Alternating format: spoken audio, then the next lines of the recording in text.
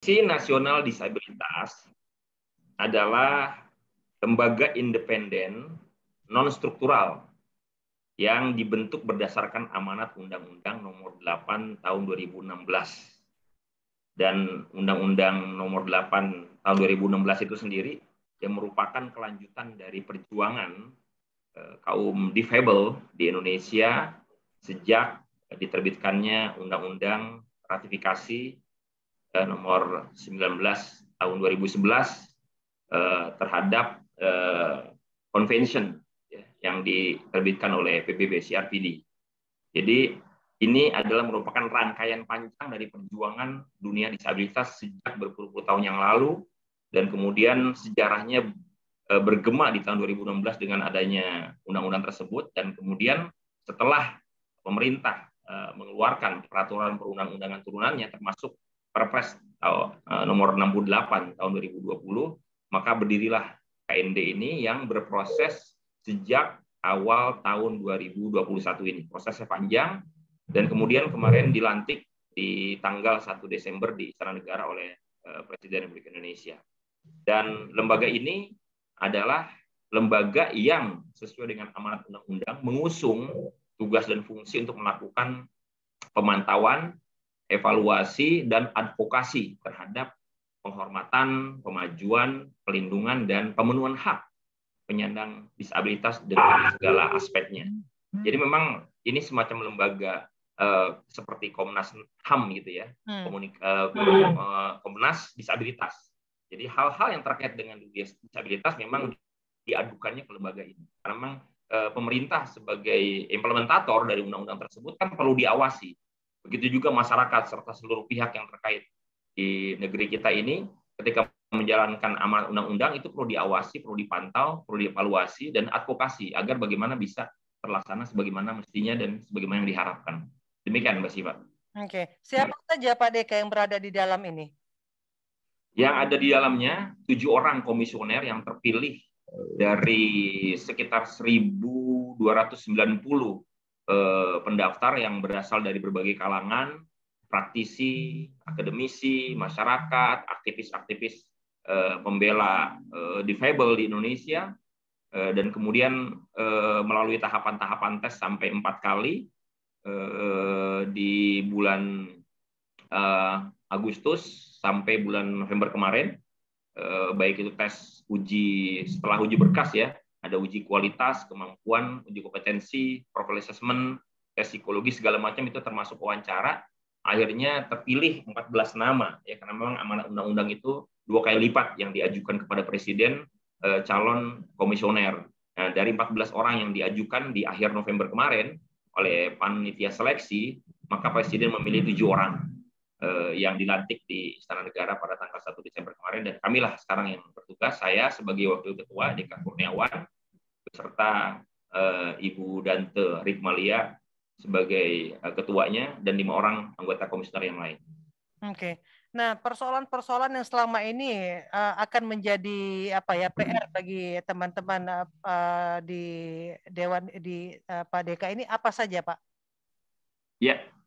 Ini memang sudah menjadi masalah klasik ya Mbak Siva, ya Pak Heri dan seluruh pemirsa sekalian, pendengar Radio Dakta, bahwa problem terbesar di Indonesia terkait dengan dunia disabilitas atau difabel ya. Saya sendiri sejujurnya Mbak Siva, Pak Heri dan pemirsa sekalian, saya lebih suka memilih kalimat yang lain ya, bukan disabilitas. Ini mohon maaf sedikit intermezzo, karena kita mengakui bahwa istilah disabilitas ini masih mengandung muatan yang kurang positif gitulah. Kenapa kan menganggap mereka tidak mampu dengan kata-kata ketidakmampuan. Ya, saya biasanya kalau di luar forum KND, saya menggunakan istilah IBK, insan berkemampuan khusus. Tapi ini kan masalahnya sudah menjadi undang-undang. Sudah bahasa hukum nomenklaturnya sudah jelas, sudah tidak bisa dirubah. Tapi mau tidak mau saya menggunakan juga dalam kondisi-kondisi yang formal seperti ini. Ya, jadi memang sebagaimana yang juga disebutkan di dalam undang-undang, ya, yang menjadi pertimbangan dibentuknya undang-undang itu, bahwa penyandang disabilitas di Indonesia itu masih hidup dalam kondisi yang rentan, terbelakang, dan miskin, ya, yang disebabkan oleh adanya pembatasan, kemudian diskriminasi, pengusilan, dan lain-lain. sehingga dibentuklah undang-undang ini. Jadi problemnya adalah bagaimana taraf hidup yang dialami oleh penyandang disabilitas ini memang masih belum layak, belum memadai, terutama yang terkait dengan pemenuhan hak asasi manusia mereka dan kebebasan dasar mereka. Nah, dari problem besar itu, memang yang akan menjadi sorotan utamanya adalah yang paling besar adalah masih terjadinya stigma negatif terhadap para difabel ini, para penyandang disabilitas ini masih sangat kuat. Jauh berbeda dengan di negara-negara lain yang memang mereka juga sudah lebih awal mulainya, sudah lebih jauh memulainya. Nah, sementara kita baru memulai beberapa dekade ini, dan puncaknya di tahun 2021 dengan berdirinya KIND, maka diharapkan ya persoalan stigmatisasi itu bisa diselesaikan pelan-pelan memang ya. Apalagi sekarang sudah di era digital, era medsos, kita berharap ini masyarakat bisa bekerja sama untuk menyelesaikan masalah stigmatisasi. Maksudnya para penyandang disabilitas itu dianggap sebagai warga negara kelas 2, orang yang dianggap tidak mampu dan seolah-olah hanya perlu mendapatkan belas kasihan. Bagaimana yang diamalkan dalam Undang-Undang Ratifikasi terhadap Convention on the Right of Person of Disability, CRPD itu, paradigmanya kan sekarang kita bergeser ya, dari paradigma yang berbasis charity atau belas kasih, yang charity based, itu kita bergeser kepada paradigma yang lebih kuat, sebagaimana disebutkan dalam CRPD itu, yaitu sebagai right based.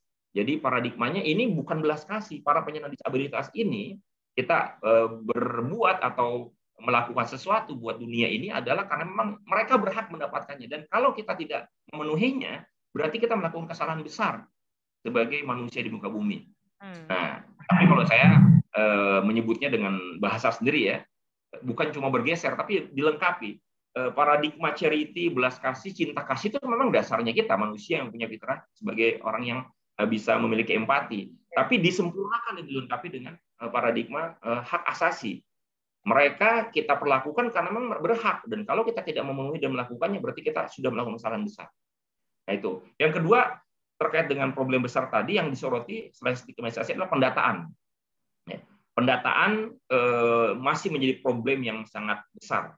Dari data yang dikeluarkan oleh Bappenas, sekitar antara 22 sampai 23 juta penyandang disabilitas di Indonesia, walaupun data itu juga belum valid karena masih simpang siur, masih belum terjadi koordinasi dan sinkronisasi yang baik kementerian dan lembaga yang terkait ya dengan urusan ini, itu memang masih belum memiliki data yang lengkap secara detail ya.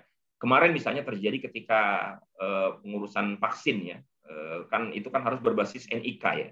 Itu dari 6 provinsi ya, kalau nggak salah ada dari 450.000 penyandang disabilitas di 6 provinsi, itu hanya 20% yang memiliki NIK, dan itu sulit, luar biasa. Ya, artinya memang banyak faktor ya. Ada yang mereka merasa ya udahlah buat apa sih bikin NIK ya, disabilitas gitu, disangkanya begitu. Tapi tidak, mereka berhak. Yang namanya hak berarti apapun caranya dan bagaimanapun caranya harus ditempuh, dipenuhi. Kita harus melakukan, harus proaktif. Jadi nggak menunggu lagi. Itu di antara dua problem besar ya. Selebihnya berhubungan dengan stigma dan berhubungan dengan pendataan, itu di antaranya yang paling juga ramai di masyarakat. Ini juga menjadi catatan kita nih ya, buat alat provinsi seperti pakai Heri Suara, itu aksesibilitas ya, dan akomodasi yang layak buat penyandang disabilitas itu masih sangat minim. Perhatian masyarakat, bahkan ya wajar kalau mereka belum memberikan perhatian. Mereka bahkan belum paham. Coba lihat ya, di masjid-masjid itu belum banyak yang betul-betul memiliki sarana yang memadai buat penyandang disabilitas untuk bisa mengakses kegiatan ibadahnya di masjid tersebut. Ini menjadi problem nih, salah satu bentuknya. Itu sebagai turunan dari stigma dan pendataan tadi juga berhubungan ya, Mbak Siva. Kenapa? Karena kebijakannya kan memang berbasiskan data. Mau tidak mau akhirnya berdampak kepada kondisi real di lapangan. Baik. Demikian. Ya, baik. Itu tadi penjelasan dari Pak Deka. Nah, Pak Heri tentu sudah menjelaskan, mendengar lebih detail apa yang disampaikan oleh Pak Deka. Dalam konteks, karena Bapak juga berada di DPRD Provinsi Jawa Barat, bagaimana Bapak melihat kondisi tadi, akses, lalu akomodasi, adanya stigmatisasi terhadap kaum-kaum disabilitas ini, Pak Heri? Baik, bismillahirrahmanirrahim. Assalamualaikum warahmatullahi wabarakatuh. Waalaikumsalam warahmatullahi wabarakatuh. Pak Deka yang saya hormati, sebagai Wakil Ketua Komisi Nasional Disabilitas. Ini beruntung ada Pak Deka nih, orang Bekasi yang insya Allah punya akses luar biasa untuk berbicara mengenai difabel ya ke depan. Kemudian Mbak Siva dan seluruh pendengar Radio Dakta yang saya hormati dan saya banggakan. Pertama, tema kita adalah ini cita-cita ya, bagaimana Bekasi menjadi kota inklusi. Ya. Kota inklusi itu adalah kota yang yang nyaman untuk tempat tinggal seluruh masyarakat dengan berbagai latar belakang, baik latar belakang agama, suku, ras maupun orang yang mungkin selama ini kita sebut normal, gitu ya, maupun yang difabilitas, gitu ya. Nah, saya berharap apa yang tadi disampaikan oleh Pak Deka itu merupakan bagian dari realitas yang ada memang. Ya.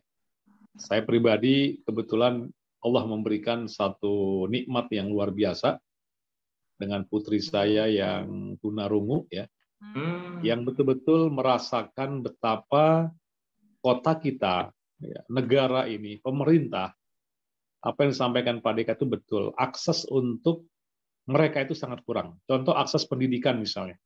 Ya. Sekarang Ananda Amatullah Basima ini alhamdulillah sudah menjadi kepala sekolah dari sekolah yang saya dirikan, yaitu sekolah Intisamah Mulia. Ya, ada 17 anak-anak tunarungu yang alhamdulillah belajar bersama kami dengan gratis. Masya Allah. Jadi saat anak saya sekolah itu akses untuk sekolah sangat-sangat sulit. Sehingga Ananda ini sekolah di Santirama di daerah Jakarta Pusat. Setiap habis subuh itu tingkat TK itu ya. Di belakang Rumah Sakit Cipto Mangunkusumo. Kemudian tingkat SMP-nya belajar di Santirama di Cipete di Jakarta Selatan gitu ya. Tapi alhamdulillah karena Ananda ini mendapatkan pendidikan yang tepat ya, yang diajar oleh guru-guru yang memang punya ilmu untuk mendidik mereka, alhamdulillah ya, punya perkembangan yang luar biasa, punya kepercayaan diri yang luar biasa, punya kemampuan yang ternyata luar biasa, yang kelebihan itu kadang-kadang tidak akan tergali kalau memang tidak mendapatkan akses atau pendidikan yang pas untuk mereka. Dari situ bismillah saya bersama dengan istri dan juga beberapa teman-teman yang saya ajak untuk bagaimana punya peran kita sebagai apapun ya untuk bisa memperhatikan saudara-saudara kita yang sungguhnya bukan kekurangan. Saya menyatakan ini keistimewaan. Karena ternyata mereka berhasil melewati kekurangannya. Ini orang istimewa luar biasa. Kalau orang normal sukses itu biasa. Tapi mereka sukses itu karena mereka mampu melewati di saat mereka punya kekurangan. Jadi mereka sesungguhnya lebih luar biasa dan lebih tangguh dibandingkan dengan kita. Sayang hari ini memang Pak Dika ya, kita merasa perhatian pemerintah sangat kurang. Contoh akses pendidikan saja, sangat sulit. Saya beberapa kali mengusulkan saat menjadi anggota legislatif di Kota Bekasi agar sekolah-sekolah negeri ini jadikan inklusi. Inklusi itu artinya apa? Masukkan mereka dalam program penerimaan peserta didik baru, PPDB. Kalau satu sekolah negeri menerima 5 rombongan belajar, 5 kelas, maka satu kelas yang jumlahnya 35 itu masukkan mereka 3 orang. Itu inklusi. Punya kesadaran pemimpin itu untuk apa? Mengayomi dan memfasilitasi seluruh warganya, apapun mereka kondisinya. Nyatanya hari ini masih sangat susah. Kemudian kesempatan kerja mereka juga nyaris tidak ada. Kalau ada penerimaan pekerjaan ya dengan kerjasama dengan perusahaan-perusahaan besar, saya lihat tidak ada kesempatan untuk memberikan ruang kepada mereka agar mereka juga punya kesempatan yang sama agar mereka bisa mendapatkan kesempatan untuk bekerja. Padahal mereka punya kemampuan, punya kelebihan dan punya kekuatan yang tidak kalah dibandingkan dengan anak-anak normal. Sayang memang kita rasakan hari ini keberpihakan pemerintah belum ada di sana. Saya katakan belum ada sedikit sekali. Sementara dana pajak yang luar biasa ini sangat digunakan untuk pendidikan, tapi nyaris menyentuh mereka sangat minim sekali. Oleh karena itu, ide tentang gagasan Bekasi menjadi kota inklusi ini saya kira menjadi gagasan yang saya perlu dukungan dari Bang Dika ini ya sebagai orang yang sudah diamanahkan luar biasa oleh Presiden, sehingga mudah-mudahan memperhatikan Kota Bekasi, karena ada 14 kota yang memang sudah menandatangani terkait dengan komitmen membangun kotanya, kota yang layak untuk seluruh warganya termasuk kaum disabilitas. Sehingga nanti dalam perencanaan proses pembangunan di APBD, mereka dibicarakan. Mereka menjadi isu sentral, baik mengenai pendidikannya, lapangan pekerjaannya, maupun sarana prasarana lingkungan yang ada ini harus perhatikan mereka. Jalan bagaimana ada jalan untuk tunanetra ya. Kemudian mal-mal yang dibangun luar biasa harus memperhatikan kondisi mereka, lift dan seterusnya. Rumah sakit, akses kesehatan juga.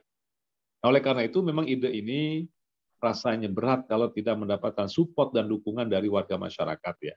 Tapi insya Allah mudah-mudahan dari yang kecil ini, kemudian ada Pak Deka Kurniawan, maka saya bersyukur sekali ini bisa hadir bersama-sama di forum ini, dan juga para pendengar Dakta, jika ada masyarakat, anak-anak kita yang disabilitas, pertama saya katakan nggak boleh malu. Jangan diumpetin, orang Betawi bilang.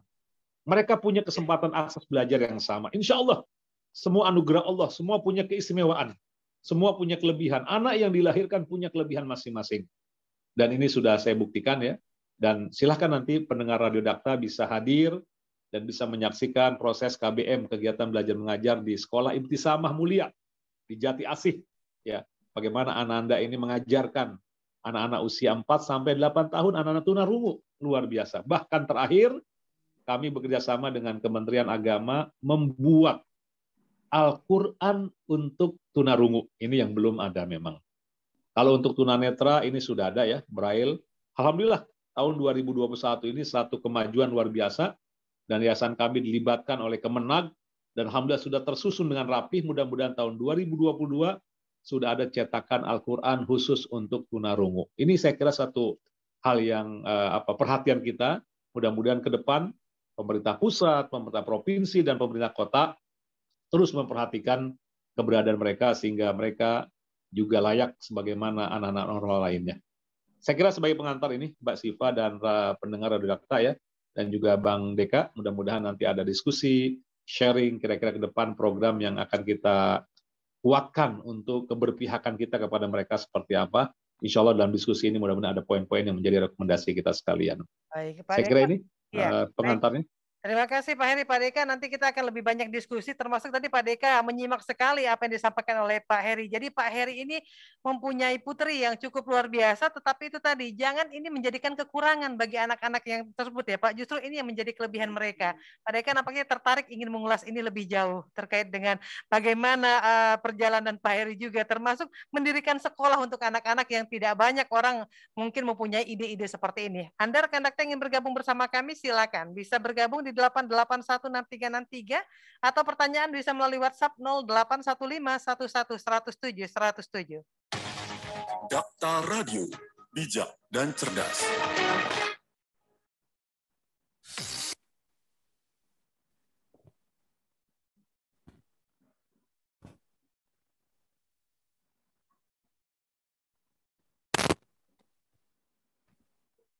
Itu harus dikasih advokasi tuh Pak Deka.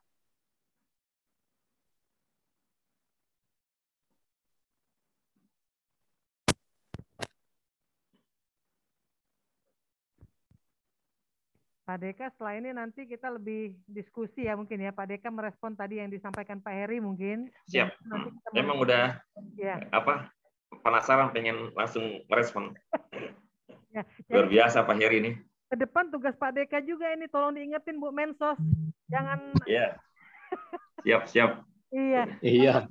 Mohon maaf Pak Heri, saya sampai belum tahu nih tetangga di Bekasi kalau Pak Heri juga orang tua istimewa. Karena dianugerahi Allah. Mohon maaf, luar biasa ya, nih. Saya merasa bersalah nih. Enggak, Insya Allah. Yang penting ada niat baik kita bersama ke depan untuk berkolaborasi lah. Ya hikmahnya ini nih, saya akhirnya jadi mengerti, jadi tahu wah nih, karena itu kewajiban kita memang ya. Iya. Khususnya kami di KND memang harus mendorong ya. salah satu yang diamanatkan undang-undang kan advokasi. Advokasi itu meliputi juga aspek penyadaran, ya, motivasi, mendorong, ya, memfasilitasi supaya bisa memang difabel ini dari berbagai ragam disabilitas itu bisa terpenuhi haknya. Ya, seperti yang tadi dibilang itu, apa yang membuat merasa kesulitan karena ya cuma berbelas kasih. Kalau yang kasihan, yang empati ya silakan. Kalau yang enggak kan enggak, gitu. Kalau yang nggak mau. Tapi kalau kewajiban tidak terkecuali, dia mau peduli nggak peduli, dia empati nggak empati, dia punya belas kasih atau nggak punya belas kasih, dia wajib. Itu paradigmanya yang sekarang kita harus sama-sama gaungkan. Kalau tupoksi KND itu apa tupoksinya? Yang di undang-undang itu apa? Ya kalau di undang-undang itu, ya tupoksinya pertama ya sesuai dengan itu membuat perencanaan, ya, perencanaan kegiatan. Perencanaan kegiatan KND yang berdasarkan peraturan perundang-undangan, kemudian melakukan pemantauan dan evaluasi ya terhadap penghormatan, ya, pelaksanaan terhadap penghormatan, kemudian pelindungan dan pemenuhan hak penyandang disabilitas, kemudian melakukan advokasi, ya, dan kemudian melakukan kerjasama. Itu 4 hal pokok yang menjadi fungsi yang diembankan oleh negara kepada KND. Ya. Kalau ada yang bisa disinergikan, Pak Dika, di Kota Bekasi barangkali program apa gitu 2022, mungkin nggak?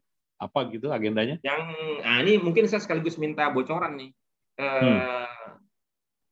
Pasti mungkin di tingkat provinsi juga sudah dapat informasinya tentang kegiatan-kegiatan yang berlangsung setelah undang-undang itu dikeluarkan.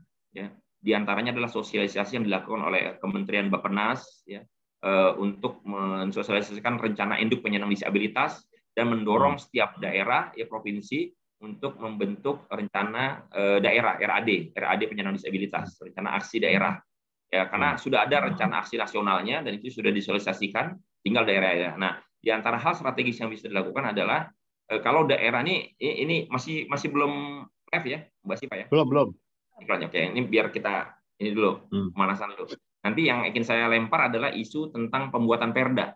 Nah, saya pengen tahu nih justru nanti dari Pak Heri nih sebagai alert di daerah, meskipun di provinsi juga kan pasti tahu perkembangan di Bekasi karena tema kita kan tentang Bekasi, ya, sehingga sejauh mana nih bocorannya yang sudah dilakukan oleh pemerintah Bekasi untuk mengeluarkan perda tentang disabilitas dan pengawasan. Simak talk show bersama Haji Heri Koswara MA, anggota DPRD Provinsi Jawa Barat, Dapil Kota Bekasi dan Depok, pada Rabu 8 Desember 2021, pukul 8 hingga 9, waktu Indonesia Barat. On air di Radio Dakta 107 FM, bijak dan cerdas.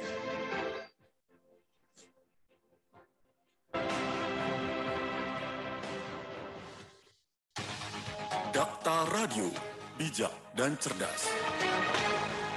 Rekan Dakta, kami lanjutkan kembali. Kita masih berbincang bersama dengan DPRD Provinsi Jawa Barat. Kita masih membahas terkait tema Bekasi Kota Inklusi bersama dengan anggota DPRD Provinsi Jawa Barat, Bapak Haji Heri Koswara MA, dan juga Wakil Ketua Komisi Nasional Disabilitas atau KND, Bapak Deka Kurniawan SAG.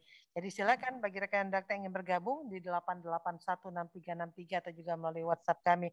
Pak Deka, tadi sudah dijelaskan oleh Pak Heri, ternyata Pak Heri juga adalah orang tua yang cukup istimewa karena mempunyai putri yang istimewa. Ya, saya ingin menyampaikan. Ya, gimana Pak? Pak Deka juga baru tahu informasinya ya ternyata. Betul, itu dia. Saya makanya ingin menyampaikan permohonan maaf ya kepada Pak Heri nih. Saya di Bekasi, tapi sampai belum tahu kalau ada anak beliau yang difabel istimewa, dan karenanya saya apresiasi Pak Heri menjadi orang tua istimewa ya, dianugerahi Allah anak yang istimewa. Nah, jadi memang saya terenyuh juga tadi mendengar cerita pengalaman Pak Heri dalam memperjuangkan hak, ya. Memperjuangkan hak yang dilakukan oleh beliau ini, akan pendidikan yang layak, ya. Nah, kalau itu dilakukan beberapa tahun yang lalu, memang seperti itu kondisinya.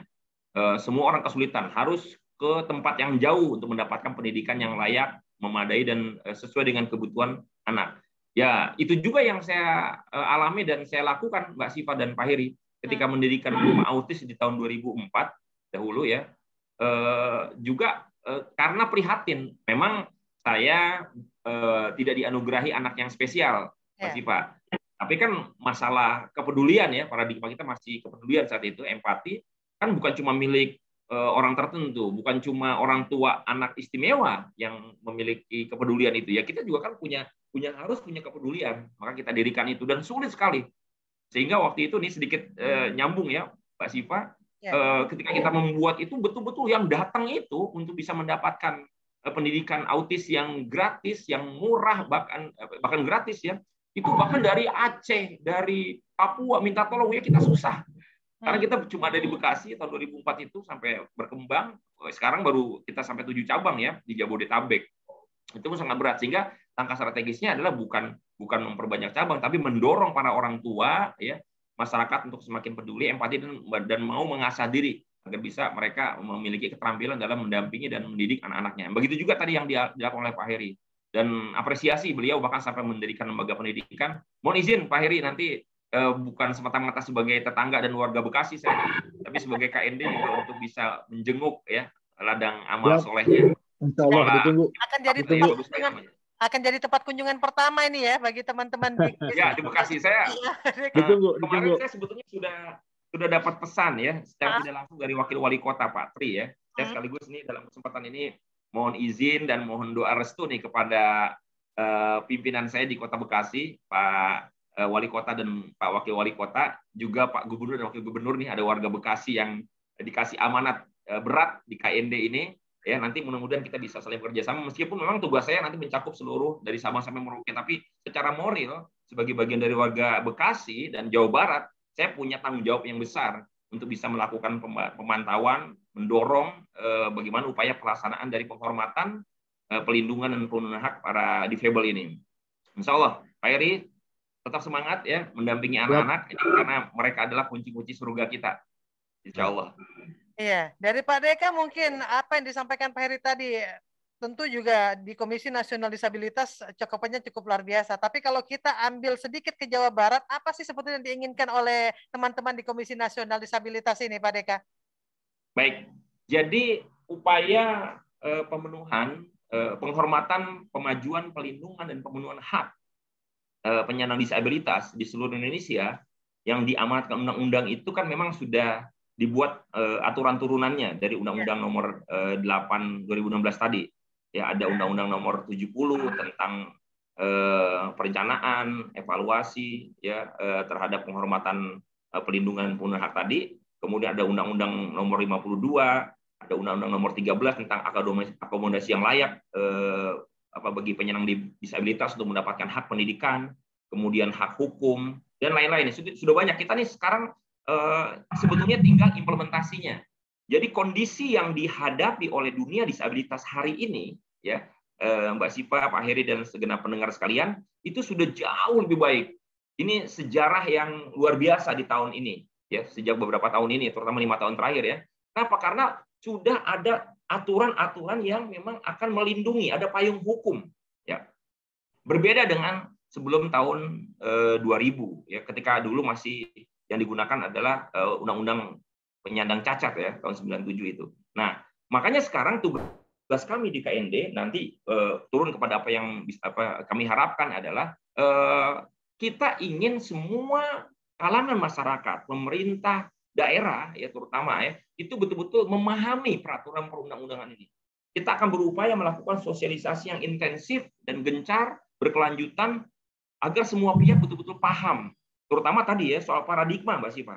Paradigma ini yang akan nanti mempengaruhi soal stigmatisasi tadi dan kemudian soal pendataan tadi. Akhirnya sadar, oh ini nggak bisa dianggap sepele, nggak main-main. Nah, khusus Provinsi Jawa Barat dan Kota Bekasi ya yang menjadi tema kita, kalau memang betul-betul memiliki kesadaran yang sudah tinggi tentang hak penyandang disabilitas, khususnya di Jawa Barat dan Bekasi ini, arahnya adalah bagaimana segera untuk memasukkan program perda, membuat perda terkait dengan disabilitas. Dari 500 lebih kabupaten kota di Indonesia ini baru 63 yang punya perda. Masih sangat minim. Nah, KND mengharapkan ya, tentu memang tugas kita tetap memantau, mendorong. Cuma butuh proaktif dan inisiatif dari pemangku kepentingan di daerah termasuk Pak Heri nih. Udahlah anggota dewan, dan kemudian orang tua anak spesial juga harus lebih semangat bagaimana bisa mendorong daerah-daerah ini bisa membuat peraturan daerah. Kenapa? Karena itu akan menjadi acuan. Atas dasar apa kita akan melakukan pemantauan? Kalau kita lakukan memang berdasarkan peraturan perundang-undangan dari pusat, memang sudah cukup kuat, tapi akan jauh lebih powerful kalau setiap daerah sudah punya perda tersendiri. Nah, makanya itu yang kami harapkan, yuk masyarakat bantu sosialisasi sebesar-besarnya, kemudian pemerintah daerah, anggota legislatif, bagaimana mendorong untuk bisa terbentuknya perda tersebut. Ya, nanti kalau sudah ada perda, akan jadi lebih mudah tracknya untuk kita bisa melaksanakan, dan kemudian kami akan melakukan tugas pemantauan. Dan kerjasama-kerjasama yang akan bisa diselenggarakan juga jadi lebih sinergis nantinya kalau sudah ada itu. Itu yang bisa kami sampaikan. Pak Heri, dari 500 ada 63 yang sudah ada perdanya. Nah, bagaimana dalam tataran Jawa Barat sendiri atau Kota Bekasi, Pak Heri? Baik, Mbak Siva, Pak Deka, dan para pendengar Redakta yang saya hormati dan saya banggakan. Pertama, di Kota Bekasi dan di Jawa Barat itu sudah ada perdanya. Ya. Kalau di Jawa Barat itu Perda nomor 7 tahun 2013 tentang perlindungan disabilitas ya. Sementara di Kota Bekasi itu Perda nomor 16 tahun 2019 tentang perlindungan dan pemanfaatan hak pemegang disabilitas. Jadi perdanya sudah ada dua-duanya, baik Bekasi maupun Jawa Barat. Ya. Tapi perda ini seringkali Pak Deka dan seluruh pendengar Redakta ini perda mandul gitu ya. Perda itu banyak sekali nilai-nilai kebaikan ya. Bukan hanya perda ini, banyak perda yang lain. Tapi perda ini dalam tataran implementasi yang sangat-sangat lemah. Kalau kita Dewan kan memang tugasnya menyusun perda. Kalau di pusat DPR RI undang-undang. Tapi dalam tataran implementasi dan praktek pelaksanaan dalam perda itulah yang memang perlu terus dikontrol. Nah, mudah-mudahan Pak Deka dan teman-teman di lembaga yang baru ini pertama itu gitu ya. Kemudian yang kedua, seringkali apa yang disampaikan oleh Pak Deka tadi betul, perlu ada political will dari jajar eksekutif, presiden, gubernur, bupati, dan wali kota untuk bisa mengimplementasikan perda itu. Ya. Mungkin nanti ada beberapa penyesuaian konten yang ada dalam perda ya, karena ketika Undang-Undang Nomor 8 Pak Deka ya, Undang-Undang Nomor 8, mungkin nanti ada beberapa hal yang memang perlu direvisi. Itu tugas kita.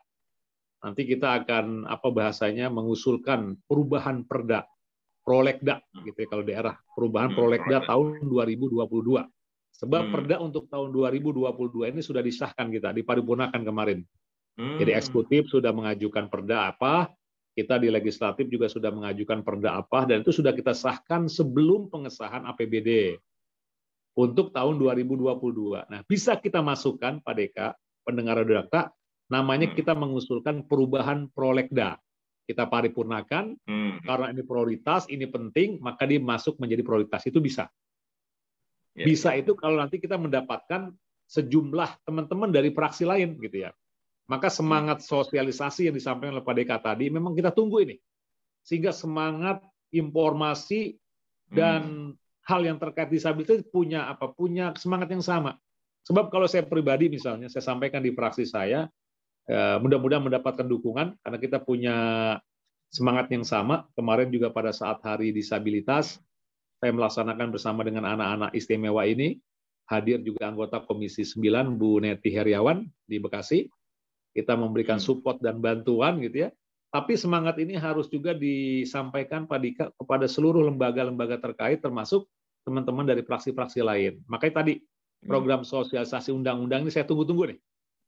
Sehingga mereka dari fraksi lain maupun orang tua lain yang tidak diamanahkan oleh Allah anak istimewa punya kepedulian dan punya nilai semangat yang sama bahwa itu ada sesuatu yang sangat penting. Jadi untuk perda sangat memungkinkan bisa saya perjuangkan bersama dengan teman-teman. Cuma yang juga perlu diingatkan adalah jajaran eksekutif. Kadang-kadang perda contoh di Bekasi ini ada perda perwakilan keputusan peraturan wali kota tentang PPDB, penerimaan peserta didik baru. Di situ dimasukkan bagaimana alokasi untuk disabilitas gitu ya. Tapi dalam tataran prakteknya mereka kesulitan. Kalau anak-anak tunarungu masuk dalam sekolah normal, mereka harus menyiapkan SDM-nya. Mereka harus menyiapkan guru yang memang punya kemampuan untuk itu. Mereka sekolah nggak siap rata-rata. Jadi undang-undang yang bagus ini juga harus dibarengi dengan infrastruktur di bawahnya yang menunjang terkait dengan undang-undang itu. Kalau bicara pendidikan, setelah aksesnya sudah kita penuhi, maka SDM, sumber daya manusia, guru-gurunya juga harus disiapkan. Gitu ya. Karena nggak mungkin ya ruangnya kita siapkan, sementara gurunya nggak disiapkan, percuma juga. Jadi mungkin saya berharap nanti dari Pak Deka dan kawan-kawan ini ada satu pembicaraan yang komprehensif menyangkut tentang keberadaan, khususnya ada kesempatan belajar dulu saja. Nggak usah yang lain-lain, belajar saja bagaimana dioptimalkan agar anak-anak istimewa ini punya kesempatan belajar yang sama di lingkungannya dan mudah diakses oleh mereka. Sebab seringkali tadi mereka jauh, kalau di swasta ada. Swasta ini kendalanya adalah pembiayaannya kadang-kadang Pak Deka ini cukup mahal. Ini cukup mahal. Sementara kita tahu dalam kondisi pandemi hari ini, keterpurukan warga juga secara ekonomi sangat terasa gitu ya. Udah akhirnya mereka cuek saja. Anak-anak seperti itu mereka nggak perhatikan pendidikannya. Nah ini yang menjadi concern saya mudah-mudahan.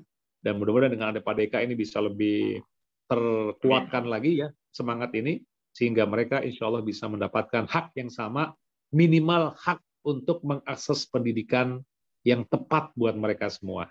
Makasih.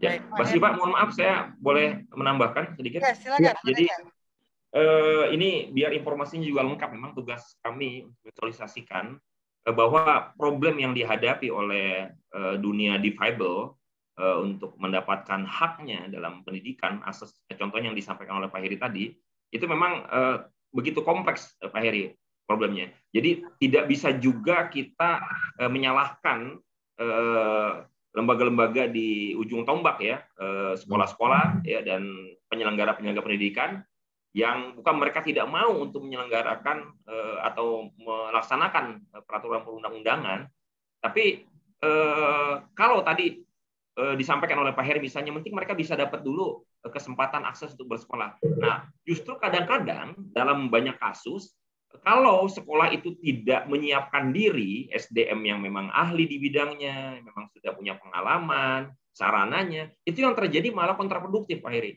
Ada beberapa anak yang penting dia masuk sekolah, tapi karena lingkungannya belum terbentuk, belum disosialisasikan kepada anak-anak yang teman-teman yang non disabilitas, jadi terjadi dibully, bahkan dalam beberapa kasus terjadi kekerasan seksual gitu loh. Nah, memang terus terang masyarakat juga akhirnya dalam kondisi yang terjepit. Nah, makanya tadi saya bilang hal mendasar tadi, problem yang mendasar tadi soal stigma dan pendataan itu tuh memang yang menjadi prioritas kami utamanya ya.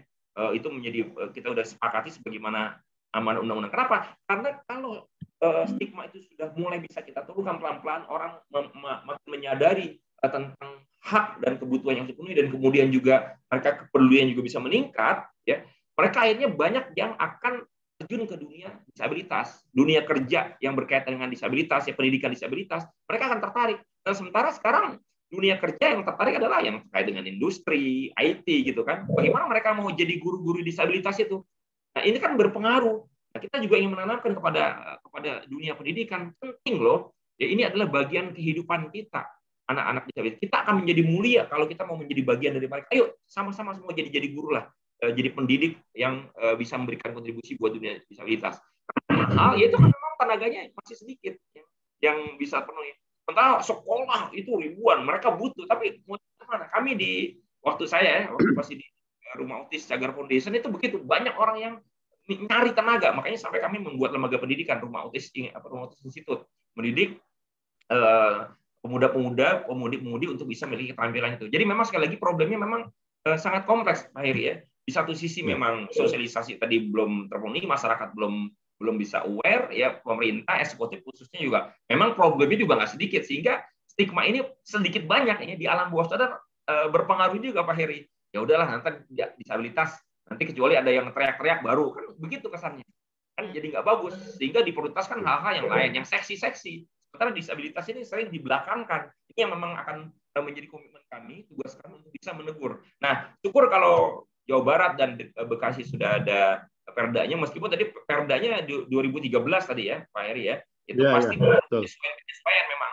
karena paradigmanya pasti beda. Kalau itu pasti mengacu kepada undang-undang yang sebelumnya. Maka betul nanti perlu didorong untuk diadakan perubahan-perubahan agar bisa lebih sesuai dengan semangat dan paradigma yang sekarang ini. Demikian, Mas. Baik, Pak Heri, ini ada pertanyaan dari Pak Oryadi. Mungkin juga nanti Pak Deka kalau mau menambahkan boleh. Pak Heri, memang terasa betul diskriminasi, tetapi ternyata tidak hanya untuk penerimaan kaum disabilitas, tunarungu dan yang lain-lainnya. Untuk penerimaan kesempatan kerja tidak hanya dihadapi oleh disabilitas, tetapi juga bagi kami kaum yang dianugerahkan postur-postur tubuh pendek, Pak Heri. Jadi banyak sekali perusahaan BUMN yang mempersyaratkan tinggi tubuh sebagai salah satu persyaratan. Jadi mohon direspon Pak Heri agar diskriminasi seperti ini syarat-syaratnya dihapuskan. Toh kami juga mempunyai skill dan kemampuan yang tidak kalah dari orang-orang pada umumnya. Silakan Pak Heri. Iya, baik, sebelum menanggapi pertanyaan, mungkin juga ini masukan buat Pak Deka juga, Pak Deka ya, dengan teman-teman di Komisi Nasional Disabilitas.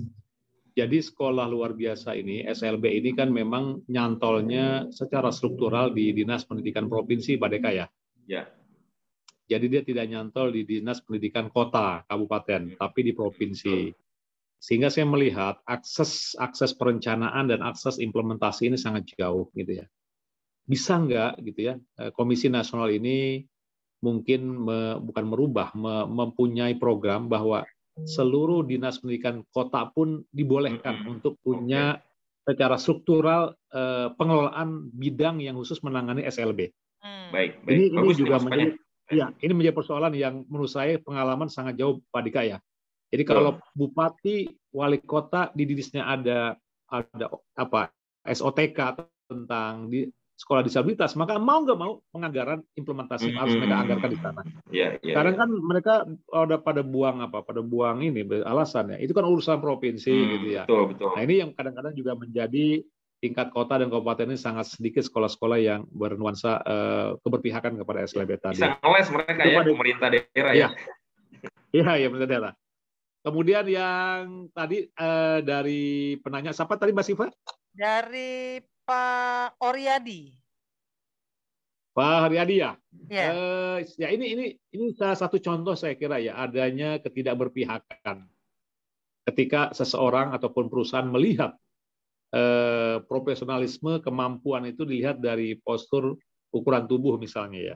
Tapi memang untuk profesi-profesi tertentu memang mungkin itu dibenarkan ya, karena mungkin terkait dengan teknis pelaksanaan kerja dan sebagainya, kayak pilot dan sebagainya. Tapi kalau kerja-kerja yang sifatnya umum, ya skill, kemampuan di kantor, saya pikir ini memang tidak boleh ada diskriminasi lagi gitu ya. Nah, mudah-mudahan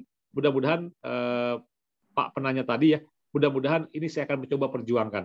Saya coba akan sampaikan, saya coba akan advokasi ya, sehingga dalam proses penerimaan, apalagi misalkan bidang kerjanya tidak terkait dengan persoalan tinggi badan gitu ya, tapi betul-betul mengenai profesionalisme dan kemampuan, ini sangat mungkin insya Allah.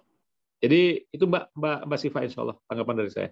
Ini ada penanya lagi untuk Pak Heri Koswara, bagaimana kalau kewenangan penyelenggaraan pendidikan luar biasa diserahkan ke kabupaten atau kota agar lebih optimal, di mana saat ini kewenangannya ada di provinsi? Oh, dari Pak Ayung Sardi Dauli dari BMPS Kota Bekasi ini Pak Heri.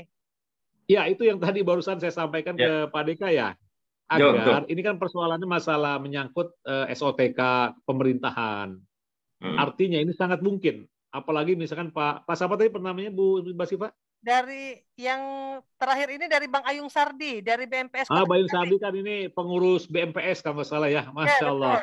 Pengurus BMPS sekolah swasta itu bisa dia berikan suara-suara semangat seperti ini sehingga nanti saya tangkap di kelembagaan, nanti kita akan sampaikan kepada lembaga yang berwenang untuk merubah SOTK terkait dengan struktur di lembaga pendidikan.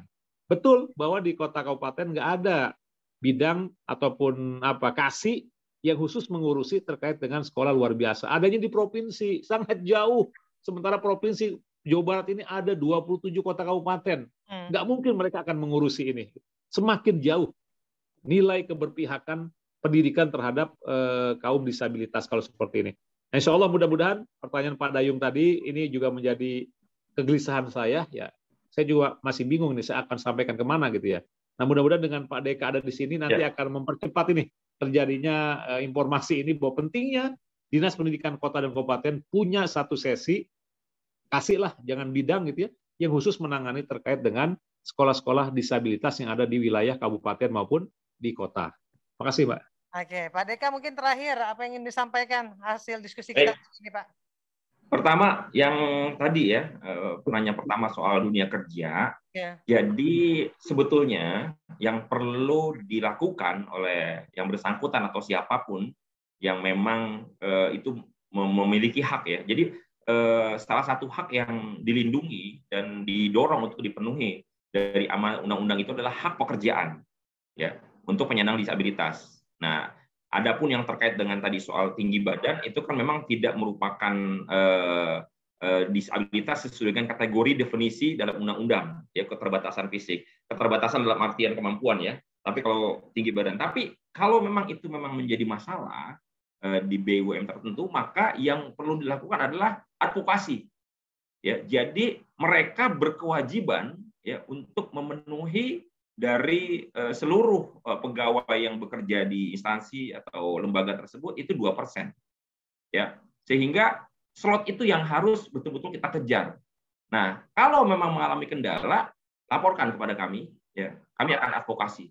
Mereka berkewajiban. Bisa jadi ini di tataran teknis aja, staf yang bersangkutan nggak paham bahwa kemudian memang itu menjadi bagian dari kebijakan mereka mempersyaratkan tertentu. Memang ada ketentuan-ketentuan khususnya ya, ada bidang-bidang pekerjaan yang memang membutuhkan spesifikasi tertentu, tapi memang tidak boleh ada diskriminasi.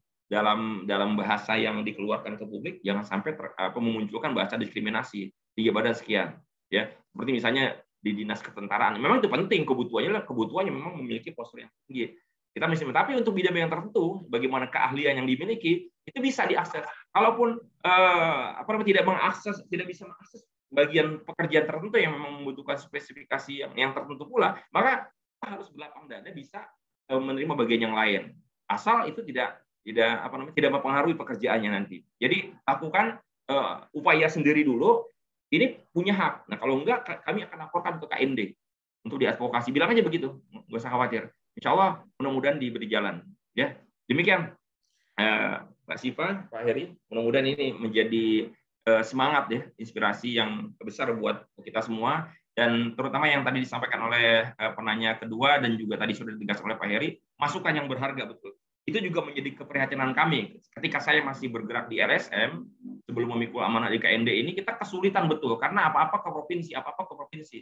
Jadi ide bagus sekali kalau sampai seandainya bisa kita gagas, agar itu bisa juga dibawa ke daerah, ya lebih menyentuh kebutuhan masyarakat. Insya Allah kami akan perjuangkan ide-ide gagasan ini. Tentu nanti akan ada diskusi dan segala macam prosesnya. Mudah-mudahan masyarakat juga bisa bersabar, karena perjuangan semacam ini memang tidak mudah ya.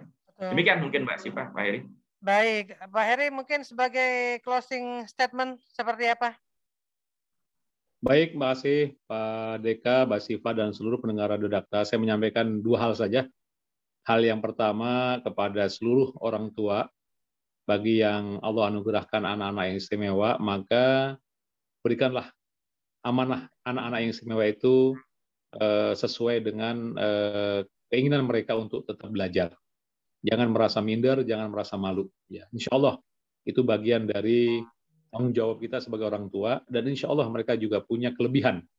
Setiap manusia yang lahir di tengah kondisi apapun, pasti di sana ada kelebihan yang sudah Allah siapkan. Kemudian yang kedua, insya Allah mohon doa kepada seluruh pendengar Radio Dakta, kami yang hari ini berjuang untuk terus memperjuangkan terkait dengan keberpihakan masyarakat untuk memperhatikan disabilitas ini. Mudah-mudahan Allah mudahkan, dan juga kepada Pak Deka ini luar biasa, mudah-mudahan setelah Allah amanahkan menjadi Komisi Nasional Disabilitas, mudah-mudahan bisa melancarkan terkait dengan keinginan kita membangun Kota Bekasi menjadi kota inklusi, insya Allah. Saya kira itu Mbak yang saya sampaikan. Baik, Pak Heri terima kasih, Pak Deka terima kasih. Kapan-kapan kita ngobrol lagi. Mudah-mudahan ini. Baik, dengan senang hati Mbak Siva dan Dakta nih, luar biasa nih, media yang masuk awal-awal nih mengakses untuk bisa memberikan ruang bagi KND mensosialisasikan tentang programnya dan spirit cita-citanya bersama-sama. Luar biasa. Baik, terima kasih Pak Heri. Assalamualaikum warahmatullahi wabarakatuh. Waalaikumsalam warahmatullahi wabarakatuh. Makasih Pak Dika ya. Makasih banyak Pak Heri, sama bertugas ya. Ya, Assalamualaikum. Salam warahmatullahi wabarakatuh. Pagi